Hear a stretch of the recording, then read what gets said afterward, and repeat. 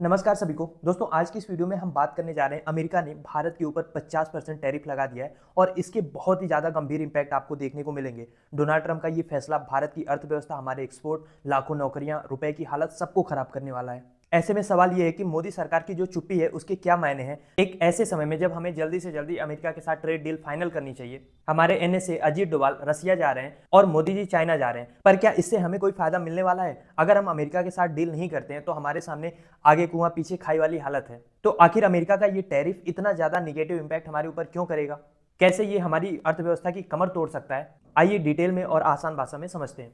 तो सबसे पहले कि हुआ क्या है, देखो अमेरिका के राष्ट्रपति डोनाल्ड ट्रंप ने भारत पर 50% टैरिफ लगाने का आदेश जो है उसको साइन कर दिया है, जो सीधे तौर पर करोड़ों भारतीयों की रोजी रोटी से जुड़ा हुआ है। ये आर्डर जो है ये अकेले भारत की इकोनॉमी का कमर तोड़ने वाला है और अभी तक हमारे देश की सरकार जो है वो इस पे चुप है। इस चुप्पी के क्या मायने हैं, क्या कीमत हम और चुकाने वाले हैं, क्योंकि टैरिफ का असर बहुत गंभीर होने वाला है। अगर हम कुछ इंडस्ट्रीज को देखें, जो मेजर इंडस्ट्रीज हैं जो इससे इंपैक्ट होगा, जिसपे फार्मा इंडस्ट्री की अगर हम बात करें तो भारत अमेरिका को करीब 13 बिलियन डॉलर की दवाइयां एक्सपोर्ट करता है। 25 लाख लोग हमारे यहाँ इस सेक्टर में काम करते हैं और अगर ड्यूटी 50% हो गई, जो कि हो चुकी है, तो हमारी दवाइयां अमेरिका में बहुत महंगी हो जाने वाली हैं। तो कौन खरीदेगा, आप सोच के देखो। उसी तरीके से जो डायमंड्स हम बेचते हैं उसकी बात करें तो करीब 12 बिलियन डॉलर का एक्सपोर्ट ये भी है। 50 लाख से ज्यादा लोग इस इंडस्ट्री में जुड़े हुए हैं, तो इन सब की नौकरियां खतरे में हैं। इसके बाद अगर हम टेक्सटाइल की बात करें, टेक्सटाइल और गारमेंट की, तो ये भी बहुत इंपॉर्टेंट सेक्टर है इंडिया में। 4 करोड़ से ज्यादा लोग इसमें काम करते हैं भारत में। कहाँ हम बांग्लादेश को पीछे छोड़ रहे थे एक्सपोर्ट के मामले में, लेकिन अब जब 50% का टैरिफ लग गया है तो 10 बिलियन का जो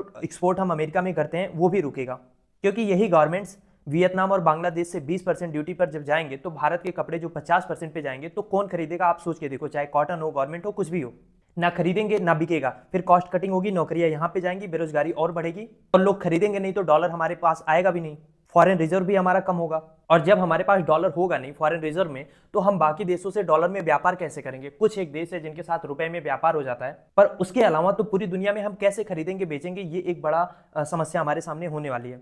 और बहुत सारे सेक्टर है, machinery, auto parts, petroleum, chemicals, marine products, इन सब की हालत बुरी होने वाली है। करोड़ों घर की रोजी रोटी छिनने वाली है। अभी आपने सुना होगा मोदी जी की एक बैसाखी चंद्रबाबू नायडू ने अमेरिका की 25% टैरिफ की आलोचना की थी। कहा था कि इससे जो हमारे फार्मर्स हैं, जो एग्रीकल्चर में है, जो हम सी प्रोडक्ट्स बेचते हैं, उनकी तो कमर टूट जाएगी। तो अब आप सोच के देखो 50% पे क्या हालत होने वाली है। और नुकसान केवल एक्सपोर्ट तक सीमित नहीं होने वाला है, सर्विस सेक्टर भी खतरे में है। भारत हर साल अमेरिका को 213 बिलियन डॉलर की सर्विसेज एक्सपोर्ट करता है, लेकिन अगर ट्रंप ने सर्विसेज पर भी कार्रवाई की तो भारत के आईटी और इंटरप्राइज सर्विस सेक्टर पे भी बॉन्डर आ जाएगा।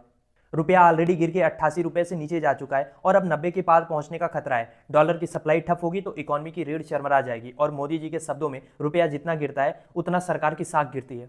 और 5 महीने में हम अमेरिका के साथ ट्रेड डील नहीं कर पाए। इतने में अमेरिका ने कितने सारे देशों से ट्रेड डील कर ली, चाहे जापान हो, यूके हो, यूरोपियन यूनियन हो, इंडोनेशिया हो, सबने किसी ना किसी तरीके से ट्रेड डील कर ली है। पर हम कहां पीछे रह गए, ये सोचने वाली बात है। और बात यह है कि अगर हम अमेरिका के साथ ट्रेड डील नहीं करते तो इसका रिपल इंपैक्ट आपको देखने को मिलेगा, क्योंकि 25% जो इनिशियल टैरिफ ट्रंप ने लगाई थी वो इसलिए लगाई थी कि हमारी ट्रेड डील नहीं हुई। जो अब 25% टैरिफ लगी है वो इसलिए लगाए क्योंकि हम भारत जो है वो रसिया के साथ कच्चा तेल खरीद रहा है और इसको लेके तो फिर यूरोपियन यूनियन भी हम पे सैंक्शन लगाएगा और ऑलरेडी लगा चुका है। मैंने आपको बताया था नायरा पेट्रोलियम पे यूरोपियन यूनियन ने सैंक्शन लगाया है। नेटो चीफ अलग से धमकी दे रहा है हम पे सैंक्शन लगाने की। तो आप बात समझो, अगर अमेरिका सैंक्शन लगाएगा तो पूरा यूरोपियन यूनियन भी चाहेगा तो सैंक्शन लगाएगा।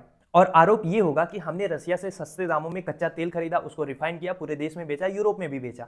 तो अब सैंक्शन की मार हमें झेलनी होगी, हमारी इकोनॉमी झेलेगी, हमारे यहाँ जो गरीब हैं, जो किसान हैं, जो व्यापारी हैं, हर कोई इस मार को झेलेगा। पर आप समझो, कच्चा तेल हमने रसिया से अगर सस्ते में खरीदा, कभी आपको पेट्रोल टंकी पे तेल सस्ते में मिला क्या? कभी तेल का रेट घटा नहीं। मतलब कच्चा तेल सस्ते में भारत में आया तो, पर भारत के लोगों तक पहुंचा नहीं है। केवल जो चंद मुट्ठी पर बिलियनियर्स हैं, अडानी हो गए, अंबानी हो गए, इन्होंने अपनी जेबें भरी हैं। लेकिन अब जो उसका इंपैक्ट होगा, जो हमारे ऊपर सैंक्शन लगेगा, वो पूरा भारत झेलेगा। मतलब आप समझ रहे हो, फायदा केवल अडानी अंबानी का, कुछ मुट्ठी भर के लोगों का, लेकिन जो नुकसान होगा वो हम सब झेलेंगे।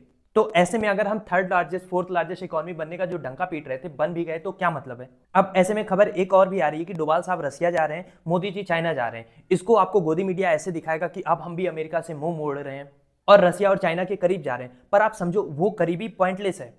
क्यों पॉइंटलेस है? क्योंकि जब आप अंदर से मजबूत नहीं होते तो बाहर का सपोर्ट लेके क्या करोगे? अगर हम चाइना के पास जाते हैं तो चाइना तो बड़ी खुशी से बुलाएगा हमें कि आ जाओ भाई, तुम तो हमारी लार्जेस्ट मार्केट हो। हम चाइना में कुछ बेच कहां पाते हैं? $100 बिलियन का तो चाइना के साथ हमारा ट्रेड डेफिसिट है। सेम हालत रसिया के पास है। रसिया के पास हम जाएंगे तो वो हमें और ज्यादा कच्चा तेल बेचेगा, S-400 के अभी 2 कंसाइनमेंट आने हैं, इसके अलावा और हथियार बेचेगा।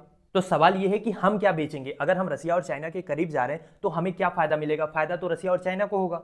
10 जो हमारे सबसे बड़े ट्रेड पार्टनर्स हैं उसमें अमेरिका इकलौता ऐसा देश है जहां से हमें डॉलर आता है, जहां पे हम एक्सपोर्ट ज्यादा करते हैं। $300 बिलियन के आसपास हम अमेरिका को ज्यादा एक्सपोर्ट करते हैं, तब जाके भारत में डॉलर आता है। और अगर हम अमेरिका को कुछ बेच ही नहीं पाएंगे तो डॉलर नहीं आएगा, तो फिर रसिया और चाइना से हम सामान ही खरीदते रह जाएंगे, बेच कुछ नहीं पाएंगे। फिर तो अर्थव्यवस्था और गिरेगी, हमारे फॉरेन रिजर्व्स और ज्यादा खाली हो जाएंगे, क्योंकि अमेरिका इकलौता ऐसा देश है जो हमें डॉलर देता है, बाकी सब तो हमसे डॉलर लेते हैं। तो कुल मिला के आप ये समझो कि सरकार की सिचुएशन इस समय बहुत ज्यादा खराब है। अगर अमेरिका के साथ ट्रेड डील नहीं होती तो हमारी इकोनॉमी, आप कितना भी डंका पीट लो, हमारी इकोनॉमी की कमर टूटनी तय है। कृषि और डेयरी सेक्टर को खोलने की बात हो रही है, अमेरिका यही चाहता है कि हम अपने कृषि और डेयरी सेक्टर को उसके लिए खोल दें। लेकिन सवाल ये है कि अगर अमेरिका को खुश करने के लिए, ट्रेड डील के लिए हम ऐसा करते हैं तो हमारे घरेलू किसानों को हम संभाल नहीं पाएंगे। अमेरिकन दूध और अनाज को लाकर हम अपने किसानों की कमर तोड़ देंगे। हम ऑलरेडी 70% दाल, खाद्य तेल, दुनिया भर की तमाम सब्जियां, फल, ये सब इंपोर्ट करते हैं, और अब अगर इसमें डेयरी फ्रूट भी जुड़ जाए, अमेरिका के लिए मार्केट खोल दें, तो अमेरिका का जो किसान है ना, वो भारत के किसान से कई गुना ज्यादा मजबूत है। भयंकर उनको सरकार सब्सिडी देती है, तो उनको हम कंपीट नहीं कर पाएंगे। तो अब देखना यह है कि सरकार ऐसे में कौन सा कदम उठाती है, क्या अमेरिका के साथ ट्रेड डील करती है या हम झगड़ा बढ़ा के अमेरिका के साथ अपना और नुकसान करेंगे। और चुप रहना तो कोई सोल्यूशन है नहीं।